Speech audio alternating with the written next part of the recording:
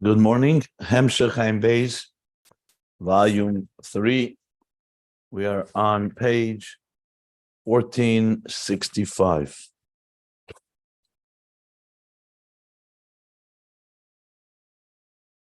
And the Rebbe Rashab is explaining the process and the dynamics of the divine soul entering and joining with the animal soul down here below, with all its challenges, and how the process of how the refinement, the birur, as he calls it, the birur and tikkun of the nefesh habamis takes place. So we've established that there are two forces, these two nefashos. They're diametric opposites. One is solely and exclusively interested, both intellectually and emotionally, in divine transcendent experiences, which is the nefesh halakis, and the other one is solely and exclusively interested initially in materialism, in this material world. And yet, the nefesh halakis has the capacity to explain to the seichel of the nefesh habamis, which is the shemen. We called before seichel chachma of nefesh habamis is the shemen, is the oil. Talking here, of course, not shemen of kedusha, shemen of noiga, klipas noiga, to explain the value and the beauty of godliness, and in effect, with the neshama also being inspired emotionally, the nefesh halakis, that also impacts, and both are necessary. So the last thing we learned was in the new paragraph on page 1465. He explained, after explaining how they both interact with each other and affect each other, he says, "V'kachu seder v'derech haveda." This is the order, this is the process, and the method of birur v'tikkun nefesh habamis, be'efen gezed dafke shaseichel the nefesh habamis. Specifically in this manner, that the intelligence, the human intelligence, understands and comprehends godliness. V'oz dafke. And then,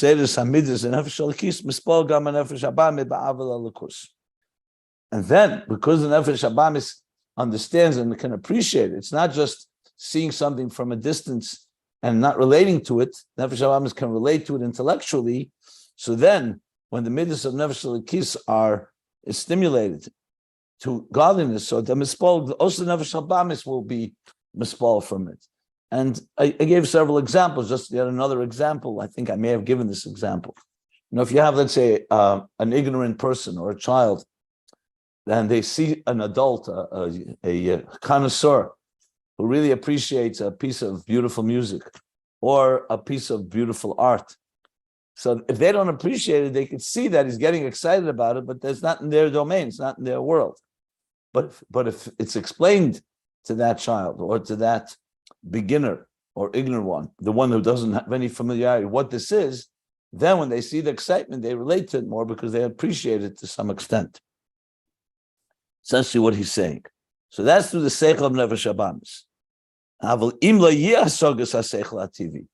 If there won't be any understanding of human intelligence, of what godliness is, so even if the divine soul understands and comprehends, and contemplates on it in a very appropriate and proper way, nevertheless, and also the nefesh halakis gets excited with love, it won't have any impact, because nefesh habamis will not be involved, as if it's not in its world. It won't move from its place. But I'm just reading what we've already learned, just summing it up. The only thing is, there could be a weakening, a taming, a subduing of the animal soul. That its power will be weakened, because the fact is the person now is consumed with the divine. Somewhat like what he says in Tanya, that during davening, the nefesh habamis is, like, so to speak, put asleep, or at least subdued, because the seirus of the meichin the gadlus of time of tefillah and krishma gives the person is completely. I'm not saying it's exactly that level, Just giving an example. So that it could have an impact like that, but not any direct impact on Nefesh Habahamis. It's more like simply quieting it or overwhelming it or overriding it, so to speak. Okay. But then there's another thing that's necessary. You need to have that the emotions should be affected. It's not enough just intellect. Like he said, if the Aveda will only be on the intellectual level, meaning that with comprehending godliness and that the mind gets excited, but it's not personal. It's not personal and emotional. And the divine soul will not have espoused, will only be a cognitive experience. That also won't impact on the emotions and feelings of the animal soul. Even if not just the divine soul understands, but also the animal soul, if it remains academic, it won't have impact as well. So you need both forces at work. You need the mind of Nefesh Elikis, understanding, of course, and also explaining and making sure that the animal soul also understands. But you also need that the Nefesh Elikis feels something. Can't just be an academic experience, has to come to emotions. And those combined, going back to the example I gave, if the child sees that appreciates, let's say, that art or whatever whatever example you use, but they don't see an excitement in the adult, in the person who's supposed to be experiencing, and they just see the academic. So yes, they'll understand it and they're ready to respond. But if they don't see an emotional reaction, the Nefesh Habahamis for sure is not going to have an emotional reaction. So you need both appreciation on a cognitive level and also seeing and experiencing some emotional expression. In this case, from the Nefesh Elikis, and both together do the job. Okay, that's where we stopped, and that's where we're ready to continue. And just to contextualize all this is all coming to explain, after the long explanation of Shchera and Ivanova, how Neshama, when it comes down below, gets darkened and concealed. But then Vanova, it's beautiful because it draws out a deeper thirst and longing, even deeper than the shamas as they are above. So then, and prior to that, the discussion of how to support that effort, you have the Malachim, and you have all the support from the Giluyim and Oiris. So on page 1463, just putting it back into general context, he started speaking about Ner Hashem Nishma, went back to the theme that began in 1350, 110 pages earlier, 113 pages to be exact.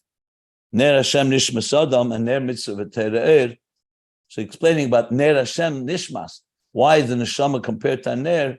And a Ner is made up of Wick, divine soul, as it comes down. The Shemen is the animal soul, as it's fueling the divine soul's light and love, and the Eid is the result of all that. So this is the context of what we're learning now with the Shemen. So the Shemen of the Nefesh Habam is being transformed to fuel for the divine soul. So all this is part of that discussion, and he's going to come back to it very shortly, to the Shemen part, to the Ner. So, if anybody wants to ask anything, I'm happy to take some questions. Not, we'll continue learning inside here.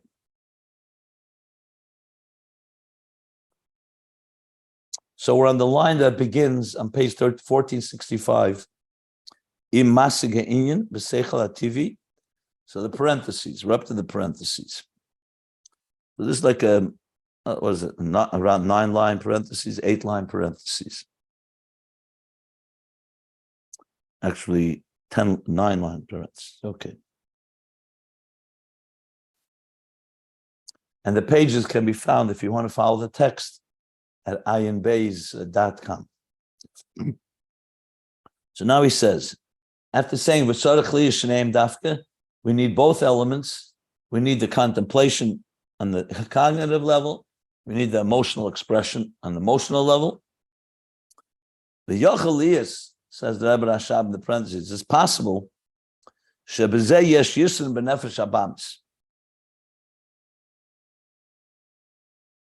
that in this, considering this element, there's an advantage in the Nefesh Habahamis.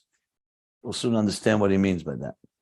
Shari benefesh alikis, because in the divine soul, in the aveda b'meichen, the aveda with meichen, meaning the divine soul understanding of godliness, of the divine, of the transcendent, but gamma fili is sichli, and even the sichli, again, sichli is an intellectual excitement, not an emotional one.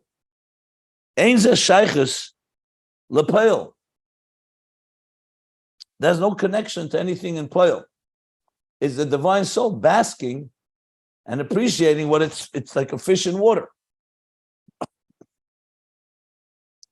So when the divine soul contemplates on God and gets excited by it, we're talking now on the cognitive level. So said, Ein ze shaych lepeil, k'mash kosev b'mokem acher.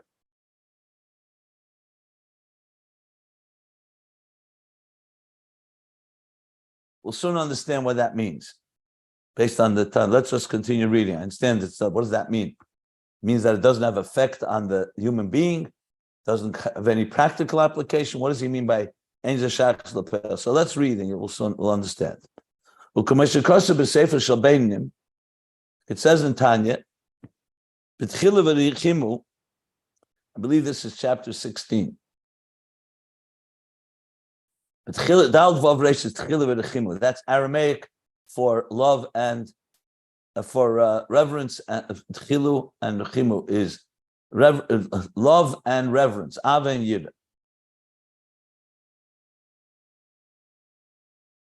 So rechimu is ava and tchila is yira, love, reverence. I said the wrong order. Sorry. So what does he say there? Said about the tchila v'rechvina shebetfunas meche, meaning in the understanding of the mind, the talumet libay, and that's what's concealed in the heart. He talks about the hidden tchila v'rechvina that doesn't come out in practicality; it's just there within. Gova ma'alosam ma'maisa. Their superior, their quality is higher than maisa itself. That's what he speaks there about. Because there he talks about the fact that a person may have some relationship with godliness, but it's not coming down into a very revealed, passionate love. It mostly remains in the mind and in the hidden recesses of the heart. And yet, the quality of it is because it's very much who you are. So even though it's not Maisa, but it's higher than Maisa. Then it says there how Hashem Kodesh Baruch Hu mitzarfa machshava teva l'maisa, machshava teva mitzarfa Kodesh Baruch Hu l'maisa. That God connects the two. So he's separating between having an intellectual and experience that's not coming out into an expressive emotional experience. Like he said here about the nefesh halikis, it understands, it gets even excited, but it's all in the mind. So he says this, ubenefesh habamis. So what do we see from that? That it's not connected to Maisa, because it doesn't come out in any expressive way. It's like a person, let's say, learning Chassidus, and you get very inspired, you get very intellectually stimulated, and even excited, but it doesn't bring you to any action, because it didn't come out in any revealed emotional experience. It's only in the mind. Remember, he's learning before that's not just enough for cognitive experience. You need to have that the emotions of the divine soul are expressed. So he's bringing this as an example. So in this case, that he's going to explain how the nefesh habamis can have a mile over the nefesh halikis.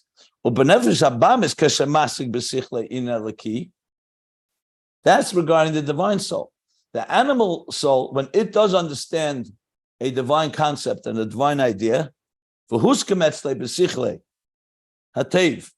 elikus, and his mind, he agrees, it becomes agreeable to him. It's more than just agreeable. Huska meaning it resonates, it relates to him. So the animal soul, which naturally may not gravitate in that direction, the divine soul, that's all it has, is divine thoughts and divine ideas. But the animal soul, when it does understand it, and it becomes integrated to some extent, or say resonate, or huskam. Huskam literally means heskim, like agreeable, meaning he relates to it. He's not being forced to embrace it. So he in his seichel appreciates hatev delikus, the goodness of the of godliness, that doesn't remain academic. It causes him to become somewhat less materialistic. Lotzeis min achumnis literally means to leave and to so-called extract himself from crassness or from coarseness. But chumnis we could translate broadly as materialism. So lo yidshe binyanim ha'elu, that he shouldn't desire his materialistic urges. Why? Because he's come to appreciate something better, or at least something very good in godliness. So it's like a person who may be a materialistic person, but for that moment, the animal soul is appreciating the godliness of something, so it definitely makes him, for the moment at least, for that time, a little less materialistic, a little less indulgent. Which is interesting that he says. So we're going to explain in a moment. Let me just continue reading inside before I explain. Why is this the case? Why is it that the nefesh alakis could understand something and it won't impact in Maisa? And the animal soul, it does impact on him. The answer is because the animal soul is initially shaykh lemidus. The whole seichel of the nefesh habamis, if you recall, earlier was all about survival and existence. Even if it's not an emotional need, but let's say even science or mathematics, we learn seichel is about existence, about the yesh. It's about understanding existence. So he's saying an interesting twist here. So the nefesh alakis has moichin that's not connected to existence. You're thinking about God, the transcendent God. So your mind can be completely occupied with that, and it doesn't have an effect on you emotionally in a revealed emotional way. The nefesh habamis is the opposite. The nefesh habamis does not have natural inclination toward the divine and transcendent. Its moichin is all about itself. But once you can understand, but once the nefesh habamis sees it's good for me, that this divine elikus is good, it has an impact because the nefesh habamis seichel in the first place is all about bahamis, about a behemoth that looks down and relates to existence. That's what he's saying here. So somewhat of an interesting twist. You don't usually hear this. So therefore, it has a shaykhs to the midis. So shaykh the midis canal, valkain, and therefore haseichel v'hasaga shalei, the seichel, the intelligence and the comprehension of the animal soul, toil al hamidis. It affects the midas because that's the nefesh habamis' main focus is midas. It could be seichel that connects to midas, but it's still midas. So therefore, the impact on the nefesh habamis' seichel has more direct link to an emotional reaction than may be even from the nefesh alakis. Now, don't think that this means the nefesh alakis is weaker. God forbid. It just means that the nefesh alakis. It's like you would say. I mentioned before the example, for someone who's accustomed to something beautiful, they may intellectually appreciate it, they may not emotionally always react. For someone who's not, it's like a kid in a candy shop. The first time the nefesh habamis appreciates godliness is going to get excited because it's on a less developed level. So here it goes, it seems to go the other way around. Obviously, the ava and the connection of the animal soul is not as powerful as the divine soul. But from a point of view of nefesh habamis says, wow, this is something interesting, and impacts, therefore it impacts the midas of the nefesh habamis. That's clearly what he's saying here. Let me continue reading and then I'll explain further. V'hainu, this means, shalikeach mimenu es hachayis me'inyonim hagashmim.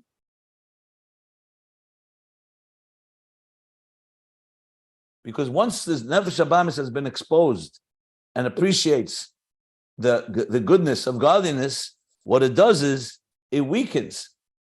Lekeich mimenu means it extracts, it takes out from him that passion in yonim gashmi. When a person is extremely consumed with gashmis, with materialistic things, obviously they're not open to hear anything. But if a person you can get their attention, and they could suddenly feel something more refined, something more ethereal, what happens? He's basically saying, inevitably, again, this may be temporary, but at least for that time period, inevitably they're going to be less seduced by the materialistic things. I'll give you an example. actually a story that more than once had happened, I'm sure. But I remember it once very vividly. So many years ago when I was teaching classes to people coming from all different backgrounds. So I brought several of them to 770 to Kosher Bracha to get a cup of a blessed wine that the Rebbe would give out after the holidays, at the end of the holidays. And these are guys that were very fine people, but they lived a very materialistic life. They're musicians, many of them, so they had a spirituality, but from a point of view of Torah and mitzvahs, wasn't exactly refined. And I remember one of them telling me afterwards, he says, the few hours I spent here with the Rebbe, with the Fabrengen, that whole environment, he says, at that time, I really felt less compelled to go to my next party or my next indulgence, because you suddenly felt something more godly. How optimistic it is another story. That takes time. But the fact of the matter is, basically, to put it in simple English, when the Nefesh Abamis suddenly sees another goodness that it never saw before, because till now, the Nefesh Abamis, I'm saying a first time, he's not really saying that in the Maimer here, but just pointing it out just to emphasize the point. It doesn't have to be the first time. It means that Nefesh Abamis suddenly sees an alternative pleasure that's not chumrius, that somebody could have pleasure in doing a mitzvah, or someone can have pleasure in, let's not say doing a mitzvah, that's not a good example here. Someone can have pleasure in appreciating something that's godly, just like a child that grows a little older, instead of just playing with toys or eating candies, suddenly has pleasure in reading a book. They suddenly realize there's another pleasure. So it weakens the temptation that drives you to so-called more inferior sources of pleasure. So that's basically what he's saying here. That when the Nefesh Abamis contemplates, and because its mind is connected to Midas, so he's saying that's why the Seichel Peil al Midas, why? Shall they keich mimenu? Because here the Seichel of the Nefesh Abamis is usually involved in its own indulgences, in its own interests, or at least in the understanding of the material world. And here, it takes out some of the chayis from the Inyanim Gashmim, and to drive the point home, he says in Yiddish, in the parentheses, es nimmt beim zu dem Geschmack von den Inyanim Hachumrim. Yeah. It takes away from him the geschmack, the pleasure, the taste, the delight from Inyanim Chumrim, from coarse or crass or very materialistic things. So that's what he distinguished now, that there could be Yochel Maila, the Yisrael rather, the Nefesh Abamis or the Nefesh Lekis. Because Nefesh Lekis can be in a state of very deep understanding of godliness and may not have affected the Midas, at least in a revealed way, like he says in chapter 16 in Tanya. But Nefesh Abamis, because its main preoccupation is with Midas, so when the Seichel appreciates godliness, that also affects the emotions. But can you take the question? When I finish the whole thing and I explain it all, then I'll take questions, because I'm not finished. Let me just explain the whole thing. He's finishing the parentheses now. But in order for the animal soul to have ava, love to godliness, that's dafka when there's an inspilus ava in the nefesh lekis. That there's an excitement also in the motions, in the love of the nefesh lekis. Because bear in mind, this whole parenthesis is coming to explain the need for two things: the mind understanding godliness, and also the animal soul understanding, but also the nefesh lekis has to be awakened with emotions. So in the parentheses, he's explaining, if the nefesh lekis is not alive with emotion, and it's only a cognitive experience, it's not going to cause ava in the nefesh abamis. However, the contemplation itself, he says, can cause something in nefesh abamis to weaken the hold of materialism on it. But to have ava, that it needs the second element. So basically, there's two parts. The nefesh lekis can be very intellectually consumed and even excited about the divine. The nefesh abamis can also appreciate it. The nefesh lekis is not leading to any emotional or any poil, like he put it. It's no maisa. But the Nefesh Habahamis contemplation does weaken its hold because the Nefesh Habahamis is connected more to Midas. It's not such an intellectual entity. The Nefesh Elokis basically is more of an intellectual than the Nefesh Habahamis is. On the other hand, Nefesh Habahamis, because it's not so intellectual, so its appreciation of the goodness of godliness weakens, or so like he says, it takes away some of the pleasure of Elam Hazeh, but it's still not enough to inspire love. To inspire love in the animal soul, now we need the second aspect that he spoke about. We need the second aspect, which is that the divine soul also is emotionally excited. Then the animal soul is not just the hold of materialism is weakened, or we could say, like he says here, it's weakened. He said before the word weakened, but here we'll say the word that takes him away from there. But the animal soul itself will become excited. So to use the example I gave earlier, that if you have a child or someone who's not aware of and doesn't appreciate the value of a beautiful piece of art or any other thing that's beautiful, so the connoisseur, in this case, like the divine soul, does appreciate it. The divine soul understands it, can also explain it to the child. Okay, at that point, if the child doesn't see excitement in the expert, he's not going to get excited either. However, in the expert, he understands it and his emotions are not affected yet. But the child will get affected, at least to the extent that he'll see there's an alternative, there's something here to appreciate besides just materialism. But for the child to get excited emotionally, he also needs to see that in this case, the master or the adult is getting excited. So that's the additional point that he makes here in the parentheses, in understanding again the impact of Nefesh Elokis and Nefesh Habahamis. So it's an interesting element, because now once the Nefesh Habahamis gets excited, it also has the first piece, because it relates to Midas. So Nefesh Habahamis is slowly being trained and acclimated toward godliness. But obviously the Nefesh Elokis is always the more dominant one when it comes to godly experience. We haven't yet learned how the Nefesh Habahamis will propel the divine soul to higher heights. That we'll get to. And probably this may be connected to it, but we haven't discussed that. So I'm not going there right now. Now we're just talking about the Nefesh Elokis impact on the Nefesh Habahamis, and this unique element of the Nefesh Habahamis that can have an additional element because it affects the Midas. Seichel itself will affect Midas. Yeah. Like a big Baal Meichin, a person who's a very big intellectual, it's harder to get them to become emotional than someone who's a smaller mind. When if you just explain it to them, they'll get emotional about it. You can also use that as an example. So the animal soul doesn't have the seichel of the Nefesh Elokis. Its seichel is more connected to its own we'll call it its own needs and its own existence. But for that precise reason, it will get excited faster. That's an additional point. Okay, I'll stop here. We finished the parentheses, and I'm happy to take questions. My question is if you could perhaps please help clarify the distinctions or differences qualitatively between the mochin of the Nefesh Elokis and the Sechel Ativi, that is to say, the intellect of the Nefesh Behema. I'd rather not discuss that right now because it's not what he's coming to explain.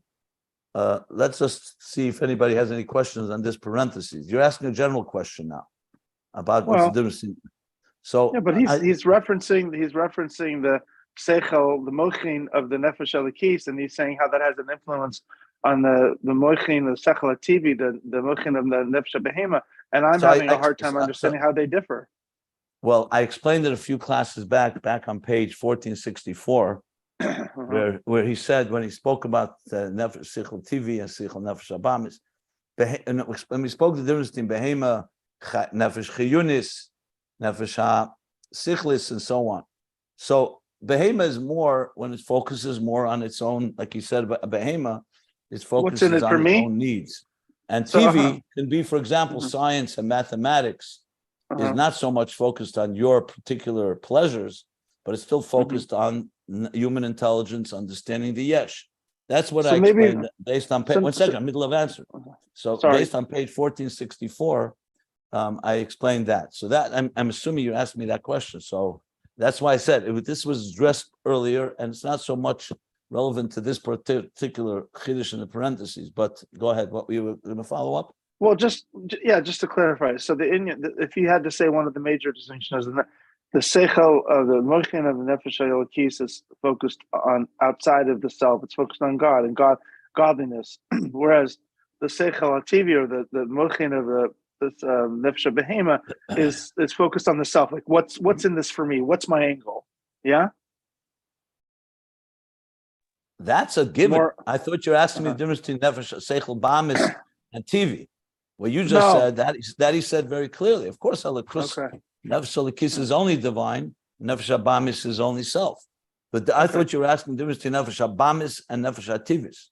No, that I got.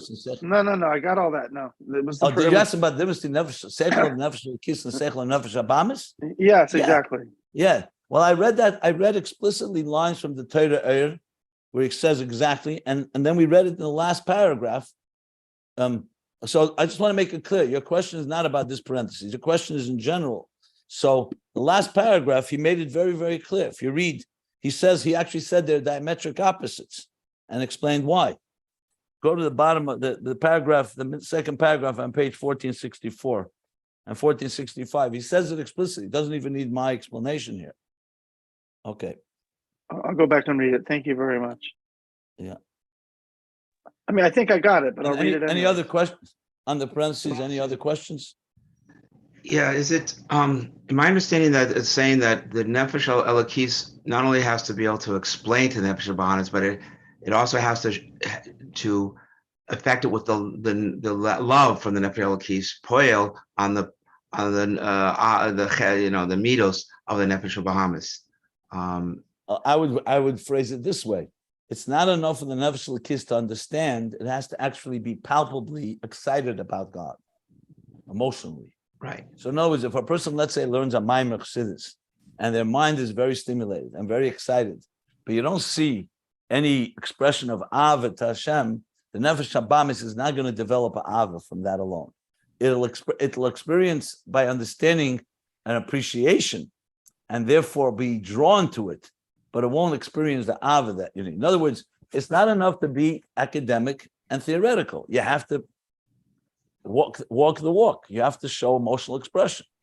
It's not the first time I'm sure you heard that concept. That moichin is not enough, has to come into midas. Right. I understand that. But my question is, do the midas of the nefesh elokis are inherently excited about God, aren't they? But the question is the problem that they are maybe inherent not. Is not enough. That's why he brought inherent is not something that anyone else knows about. You have to. It has to be experienced. Like I mentioned, a guy could look at something beautiful and appreciate intellectually, but if you don't see an emotional reaction, that's not talking about inherent. We're talking about in actualization. So, meaning that it may have. How is the nefesh habamis helped by the fact that nefesh elokis has inherent love? Nefesh habamis doesn't know about inherent things. The nefesh habamis has its own inherent love to God, to materialism. So the only way it's going to be affected is like you think very balbatish. If you know a person that says learns chassidus very well, then you see them daven, you see them cry, and you see them, palpably emotionally stimulated. Just like people jump up when there's a touchdown of their favorite team or a home run, you see that emotional reaction. That has another level of impact. Just use simple batish examples. Let's not make this too. It's not that it's not that abstract. No, I got that. This paragraph that we've just on the parentheses is not saying that the nefesh, the seichel of the nefesh elokis has to awaken the midos of the nefesh elokis. It's more this paragraph has come to tell us that the midos of the nefesh elokis, which are inherently love of God and fear of God, have to be activated to impact the nefesh habamis. Well, that's before the parentheses. What you just summarized is everything before the parentheses, where he says v'tzarich li yishneim. If you read before the parentheses, he says clearly that if there's only an understanding in the nefesh elokis, and there's no hispilus, nefesh hispilus amidus, lo yifil gamkin al amidus the nefesh habamis. It will not impact on the animal soul even if the animal soul understands it. You need both. That's the content before the parentheses. The parentheses came to explain something else entirely in that aspect itself. But bottom line is, yes, the nefesh elokis, if it just understands and does not express itself in a palpable, in a demonstrable expression of love, it will not have an impact on the midas of the nefesh habamis, at least not in the form of ava. Maybe, like I said, superficial or something like that. Thank you. Good. The parentheses came to add that in that instance, when the nefesh elokis does understand, and it does not impact on a visible emotion, he says, yet there's something happening in the nefesh habamis that even the nefesh that has a quality even over the nefesh elokis, because it also affects the midas of the nefesh habamis, not to the extent of ava, but it affects the midas, at least to give it an alternative to see and not be so consumed solely and exclusively with Elam Hazah. So this could show why a Farbrengen, for example, what a Farbrengen could accomplish, even Malachim Macholim can't accomplish, because of the nigunim and the emotions that are present in a Farbrengen versus, say, a dafka, a shir in Torah. Yeah.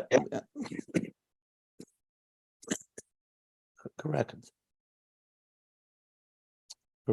Yeah. Okay. I'll just give another example. One example is our Mashpim told us how to, broaden your horizons. So it's like a type of parable, a story. So in a shtetl, where there were, people lived in a home and they had a cow, the cow that would give milk. They were able to sustain themselves on that and sell the milk and made some parnasa. So every day, just give me 1 second. I just want to get a tissue.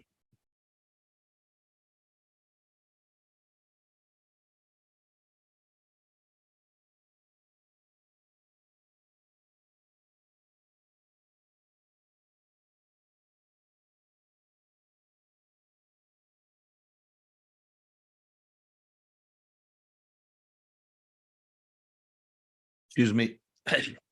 So every day, the maid in the house would put out water for the cow to drink.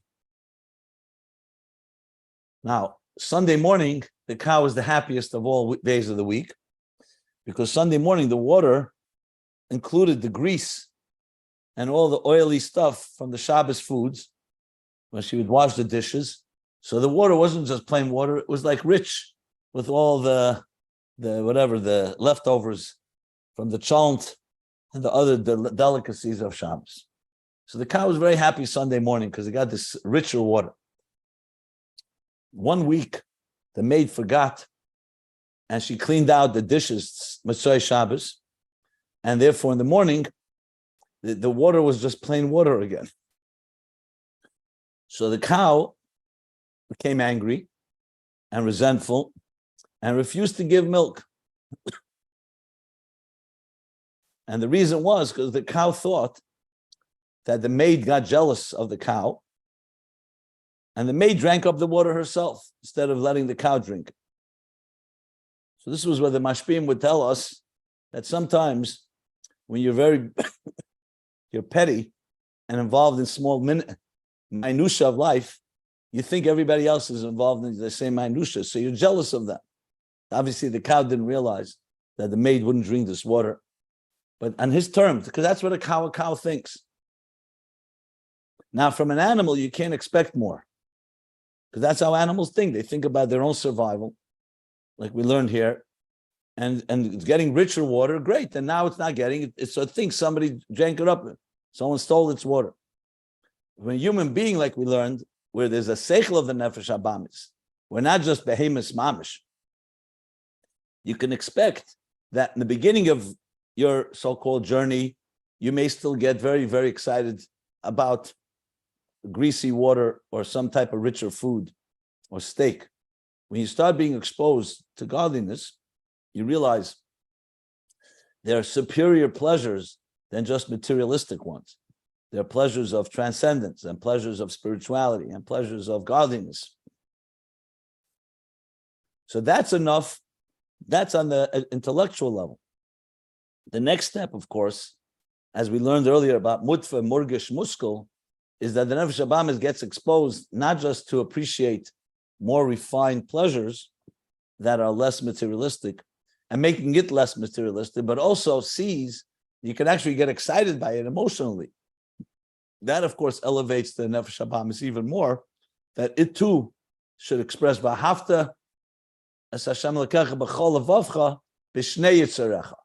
Not just with the Yetzer Tov, but also the Yetzer Hara from the nefesh habahamis. Just wanted to add a little explanation to make this something more relevant to our lives. And yet, at the same time, that's the interesting thing, that when the nefesh habahamis does begin to appreciate, it will have a faster, quicker impact because the nefesh habahamis is engaged with midas. That's what he adds in the parentheses.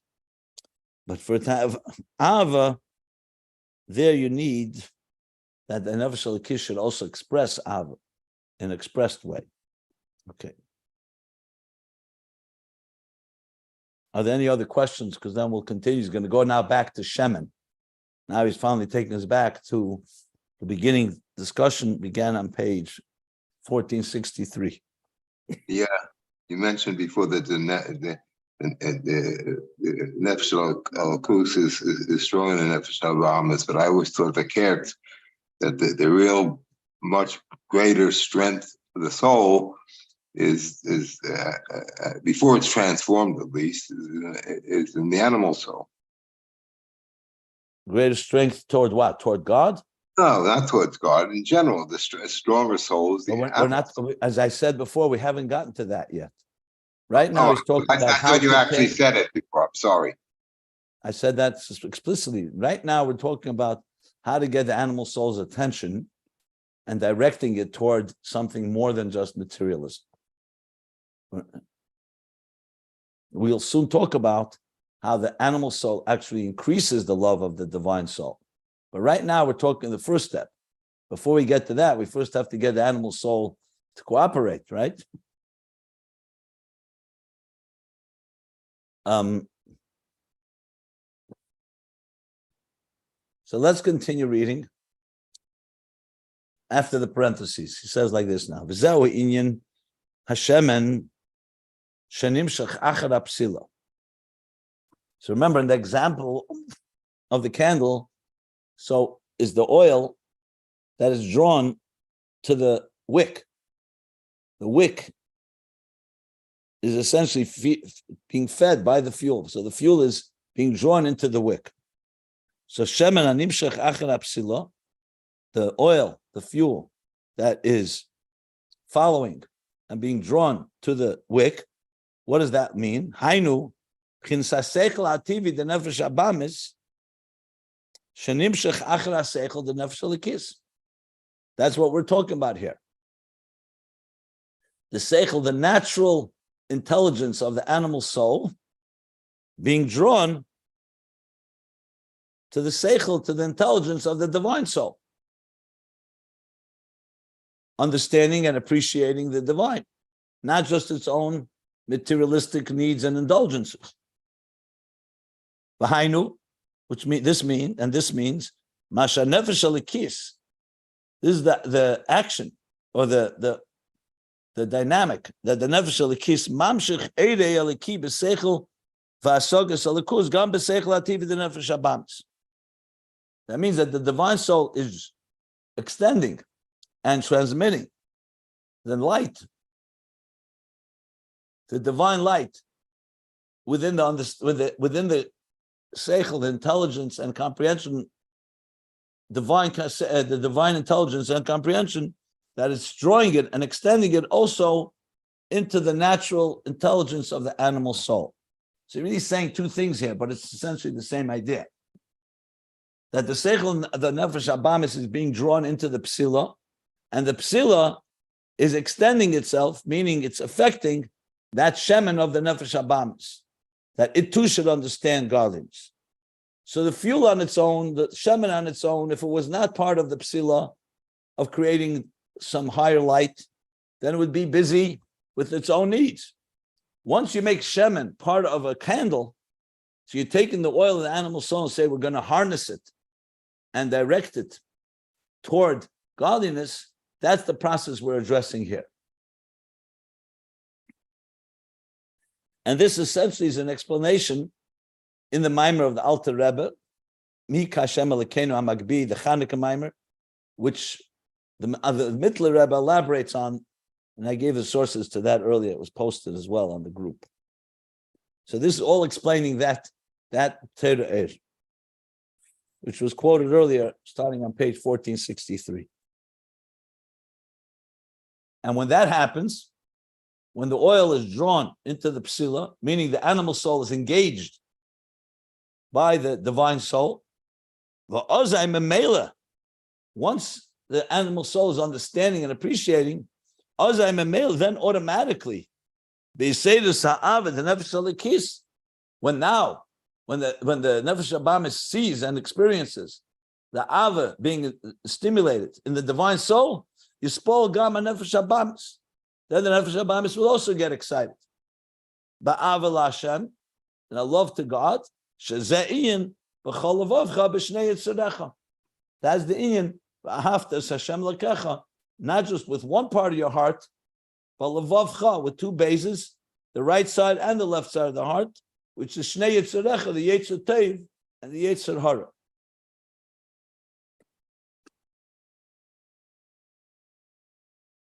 So the two elements are here. One, the understanding, the shemen, the seichel of the nefesh habamis is being engaged by the psila. The psila is using it to fuel the fire, and then automatically the love of the nefesh halikis will affect the animal soul as well. In the example, that would probably be that they join together to create a fire. They join together to create the flame. What's the flame?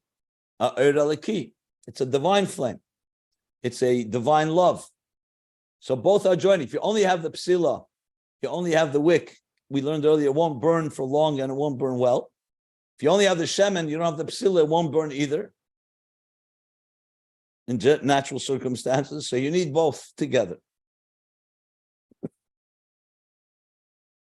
And then automatically, once the shemen is feeding the wick, automatically there'll be fire. Meaning what? Because you already ignited the fire, obviously. Now, one more thing I want to add. I want to add this. So then automatically there'll be the fire, the light. That's the light, that's the love. That's the memela. So the big challenge is to get the shemen into the ner. Basically, the shemen should follow the psila, not follow its own needs. That's the key to get it going. But you have to also create a fire. It's not enough just to put oil with a wick. You need a fire that comes out of it. Ner Hashem nishmas adam. That's the nishmas adam of Ner Hashem. Ner Hashem. Okay, is that clear? Any questions on this piece?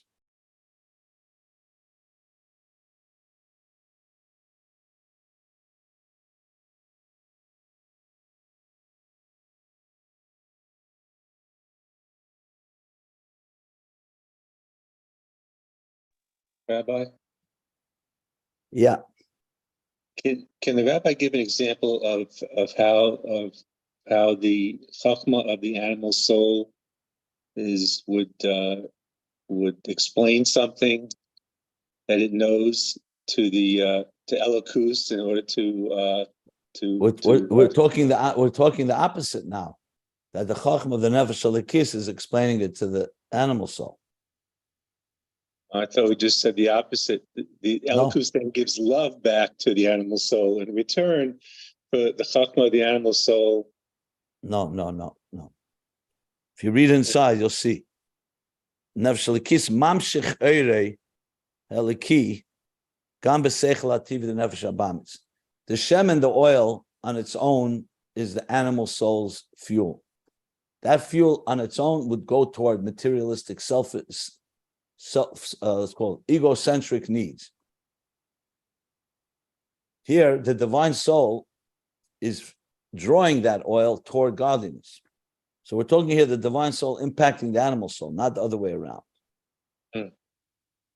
And as I said, we shall soon get the next line. He's going to talk about how the animal soul in return gives something even stronger. But right now we're talking about the nefesh elokis explaining it to nefesh habamis. If you look at the top of that's the whole thing we've been talking the last page and a half. If you look on top of the page, on the bottom of last page, on top of this page, you'll see that he talks about that the mislabish b'seichel, that the seichel of the nefesh elokis, when we're learning, let's say, chassidus here, the nefesh elokis is dressed, the seichel is being dressed up in nefesh habamis dika garments. Many of the examples we're talking here are things the nefesh habamis fully understands. Like he said, kama meshalim v'demyenis masogas advarim tivim b'chumim. If you take any idea in chassidus or godliness and you bring an example, let's say from science or in nature and so on, so the animal soul is also understanding the concept. And we'll soon talk about what the animal soul gives back in return. So it's correct to say the shemen fuels the divine soul, but it doesn't create the divine soul. And it doesn't, the nefesh elokis understands godliness without the animal soul. On the contrary, it understands it even better. But we'll get to that now in the next piece. Any other questions so far, what we learned till now? One thing I found helpful in reading the Torah, or in particular the Mittler Rebbe, is how he explains how the midos of the nefesh elokis is essentially the Yetzer Tov, and the midos of the nefesh behema is essentially the Yetzer Hara. And so, if you want to get into the battle between the Yetzer Tov and Yetzer Hara, this mashal is a beautiful example and almost strategy. It's like a strategy for how the Yetzer Tov can, if not conquer the Yetzer Hara, can at least subdue it and keep it, under control, and essentially entice it, lure it into Elokus. Now, it's easier said than done, but he sets up a strategy here that it's of course, Sefer Tanya, Sefer Shabbanim is all about that. But if you just take this mashal, it explains it in a nutshell. That's what's so powerful about this mashal. I'm just blown away by this mashal because it really encapsulates to me the whole struggle. Like, how do you entice your emotion, animalistic animal desires to Elokus? What's really happening? And then when you do that, you can tap it and transform it, and ultimately, ideally, you become more and more Eloki, more and more godly, which is the idea of the shemen being essentially exhausted. It gets absorbed in the psila and in the ner Hashem. It becomes dafka Elokus. The mashal is so powerful. It's just amazing. I don't know if that helps anybody, but it helped me. Okay. Good. So let's see here. So I go continue. I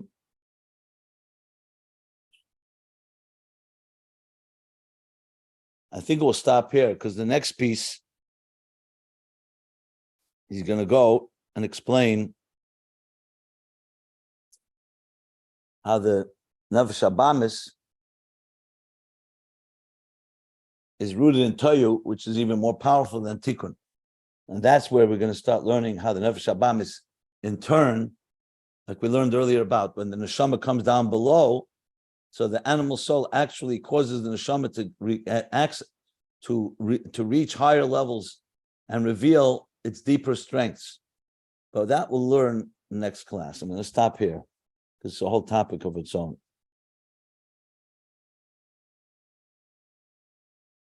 Okay.